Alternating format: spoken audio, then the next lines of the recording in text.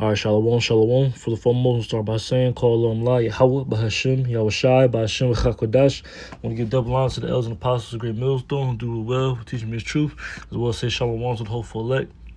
I can't put in his word in true sincerity. And Lord willing, the lesson be edifying. Okay, going into just I'll start this Hosea 12:10. It says, I have also spoken by the prophets, and I have multiplied visions and used similitudes by the ministry of the prophets. Right, so the how about Shemal Shai, since going all the way back to the beginning, right? The Lord has always been dealing with a particular elect a few men, right? He's always dealing with his men who he was showing his secrets unto, right? But soon Amos 3:7 says, surely the Lord will do nothing, but he revealeth his secrets unto his servants the prophets. So whether you hear it for bear and whether you can receive it or not, there are particular men who are on earth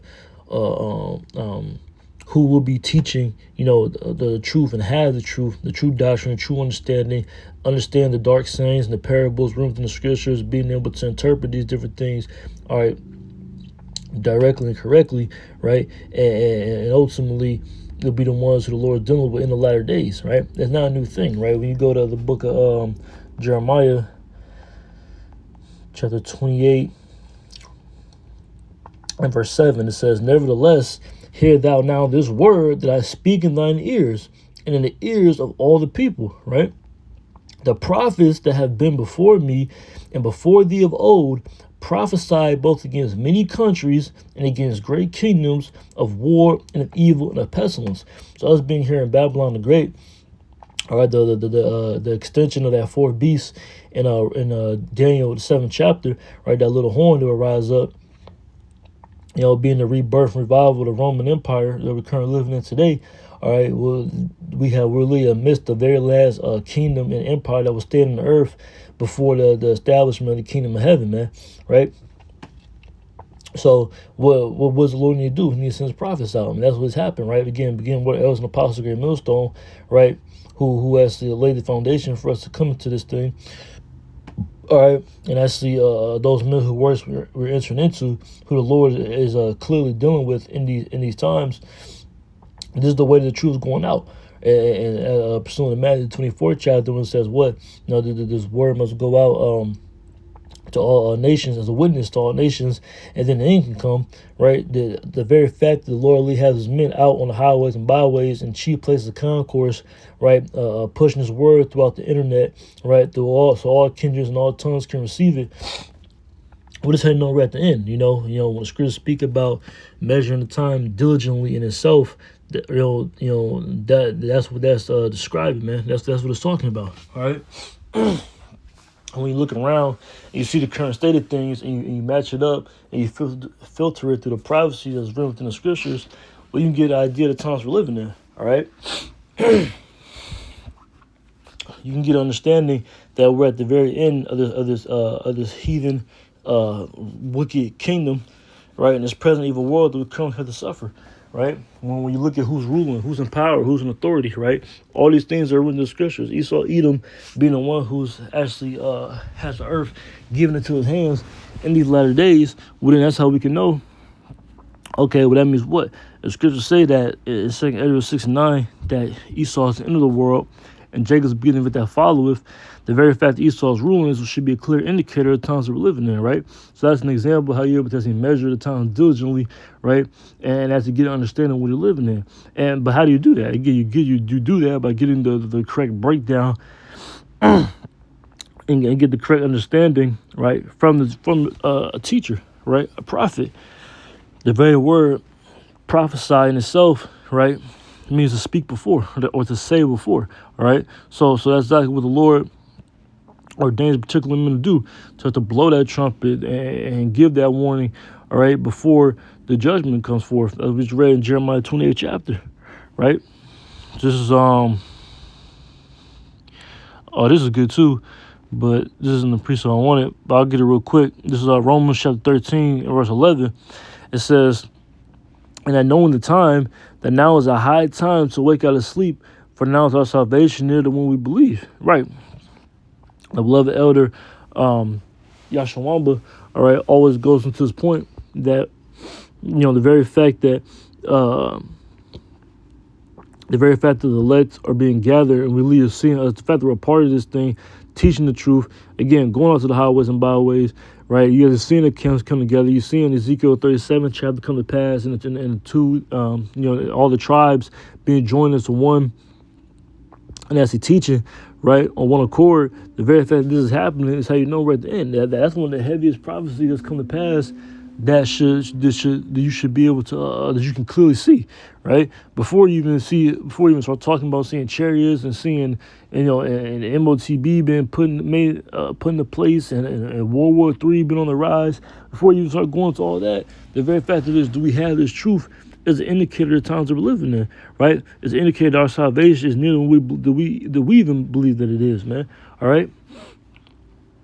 It's but this is why I wanted to get to Romans 10.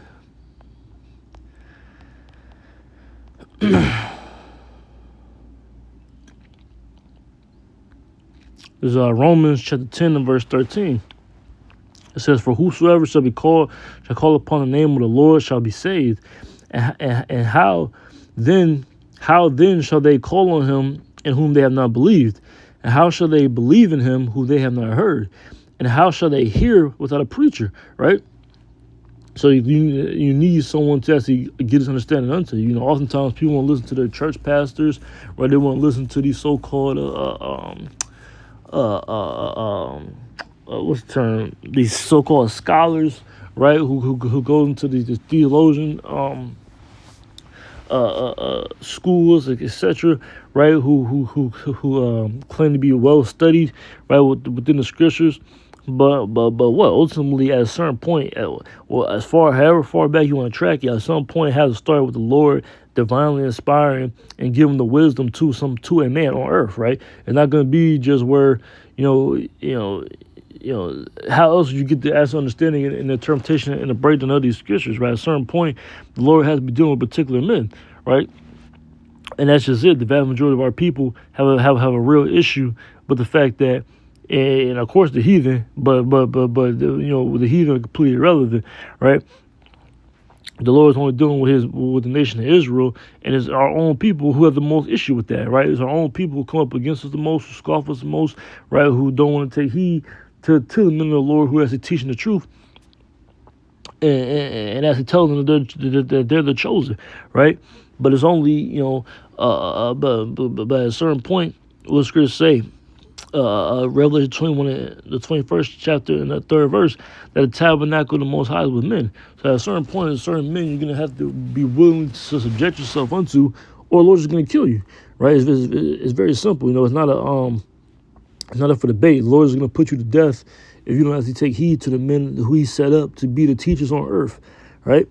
It says, verse 15, "And how shall they preach except they be sent?" Right? The Lord has to send His men out. All right, and again, give them the knowledge, wisdom, understanding of these scriptures in these latter days, man. All right, to be able to forewarn the people. It says, "As is written, how beautiful are the feet of them that preach the gospel of peace and bring glad tidings of good things." Right? So, the Lord, it's a miracle that we even able to get this understanding, and that we get even able to hear it. Right? The fact the Lord actually blesses us with those eyes to see and ears to hear is and nothing short of a miracle, man. Because when we at one point, all brothers, even the mightiest who in the truth now, who are the mightiest in the spirit, at one point we're all walking in complete darkness. We all sin in the air, and we still do constantly to this day, right? But nevertheless, it's the effort and diligence that brother show forth that's going to be required, all right, to obtain that salvation, all right. As it says in Colossians 3rd chapter, about putting on as the elect of the Most High, right? Doing the things that is written that the elect will be doing in the latter days.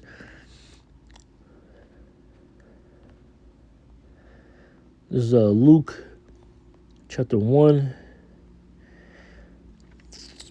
And where's the wrong one?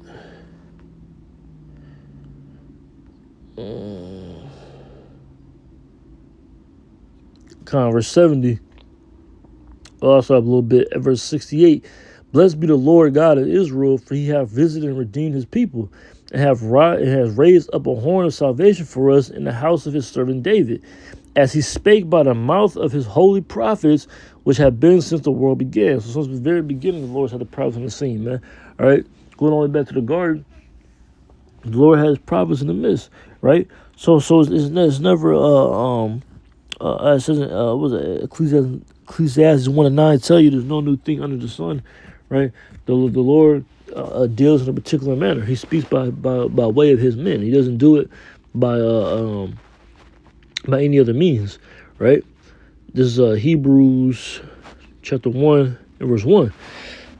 It says, the Most High, who has sundry times and in diverse manners spake in times past unto the fathers by the prophets, right? Again, reiterating the point, going precept upon precept, line upon line, that what the Lord deals with his men or his prophets in order to get the word out and to have the gospel, the good news, be preached, right? Be spread, right? It's not going to be by any other means in which it takes place.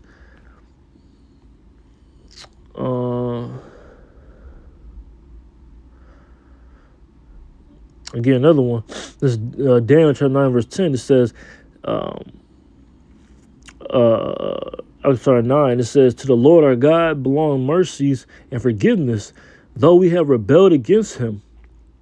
Neither have we obeyed the voice of the Lord our power to walk in his laws, which he set before us by his servants the prophets. Right. Again, these things have always been spoken about, right? And always been, the ways have always been given to us, right? When the Lord put the spirit on particular men, all right, in the flesh, for us to be able to receive these different things. There's no new thing to this day. Again, I'm going getting all these precepts, and to apply all to the current times we're living in, where the Lord is dealing with particular men, right? And he's actually having them, all right, being gathered, all right, to be the foundation, right? To be that governing body ruling, right? As joint heirs with Yahweh Shai in the kingdom of heaven, right? It's literally being gathered right now in these times we're living in. It's going to continue, all the way up until this current kingdom is destroyed, removed, and the kingdom of heaven is established, man, right? To stand for eternity. This is Amos. I quoted this earlier. I want to bring it out, though. Amos chapter 3 and verse 6, it says, shall a trumpet be blown in the city and the people not be afraid? Shall there be evil in the city and the Lord have not done it? Surely the Lord, Yahweh Bashim Shai, will do nothing, but he revealeth his secrets unto his